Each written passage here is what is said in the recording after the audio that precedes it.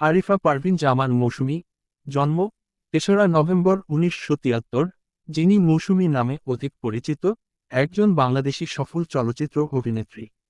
৯০ দশকের শুরুর দিকে চলচ্চিত্রাঙ্গনে আবির্ভূত মৌসুমী অভিনীত প্রথম ছায়াছবি কেয়ামত থেকে কেয়ামত ১৯৯৩, মেঘলা আকাশ ২০০১, দেবদাস ২০১৩ ও তারকাটা ২০১৪ চলচ্চিত্রে অভিনয়ের জন্য তিনি ৩বার জাতীয় চলচ্চিত্র পুরস্কার পান।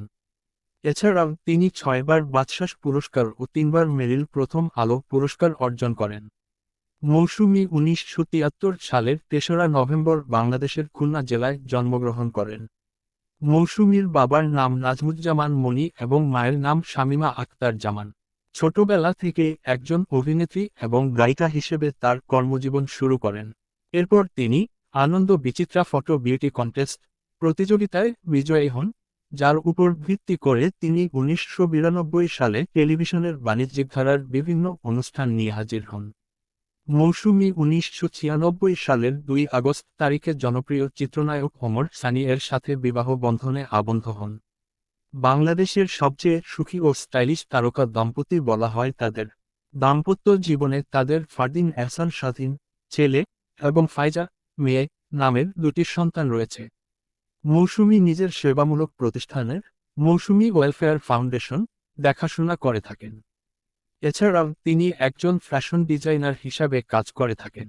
বর্তমানে তিনি ঢাকার বসুন্ধরা সিটি মার্কেটের একটি পোশাক স্টল, লেডিস, এর মালিকানার দায়িত্বে রয়েছেন। আশা কিছু ভালোবাসা চলচ্চিত্রে অভিনয় করেন। ২০১৪ সালে মুহাম্মদ মোস্তফা কামাল রাজ পরিচালিত তারকাটা ছায়াছবিতে আরিফিন শুভর বোনের চরিত্রে অভিনয় করেন। এছাড়া চিত্রনায়ক ফেরদৌস আহমেদ প্রযোজিত এক কাপ চা ছায়াছবিতে একজন লাইব্রেরিয়ান চরিত্রে অভিনয় করেন।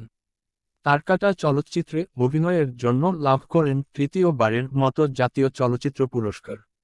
এছাড়াও এক কাপ চা চলচ্চিত্রের জন্য পান সমালোচকদের বিচারে শ্রেষ্ঠ চলচ্চিত্র অভিনয়শিল্পী নারী হিসেবে মেরিল প্রথম আলো পুরস্কার।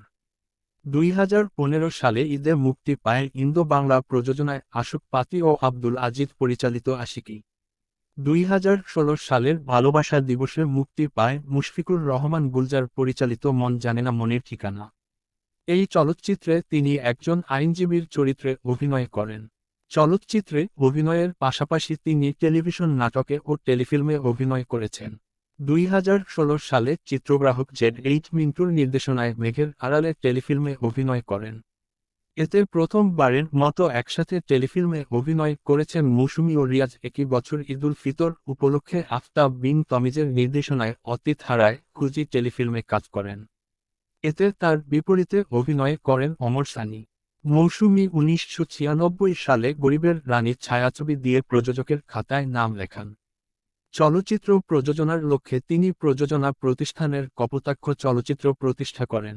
একই বছর এই প্রতিষ্ঠানের থেকে মুশফিকুর রহমান গুলজারের পরিচালনায় সুখের ঘরে দুঃখের আগুন ও মন্তাজুর রহমান আকবর পরিচালনায় বউয়ের সম্মান, আমার বউ ছায়াছবি প্রযোজনা করেন। এরপর দীর্ঘ ১৯ বছর পর তিনি আবার আমি এতিম হতে চাই দিয়ে চলচ্চিত্র প্রযোজনায় ফিরে আসেন।